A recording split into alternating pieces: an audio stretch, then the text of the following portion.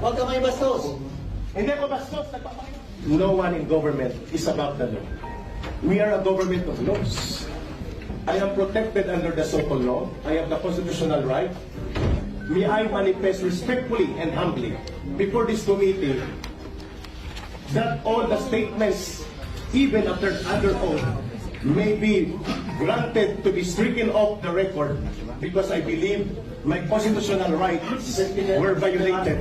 No, your manifestation is out of order. I am requesting. Do not lift your ass. No, I am not the rules requesting. of this. I am standing up for my right. I am standing up for my right. We might thank you for that. Then so be it. Dahil sandali, makinig ka.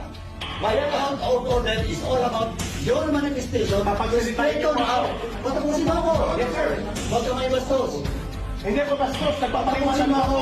Listen to man, I will just like to correct. Cite for contempt Mr. Sheriff for on these two grounds under Section 11. So move, Mr. Sheriff. Thank you for this Kanga report.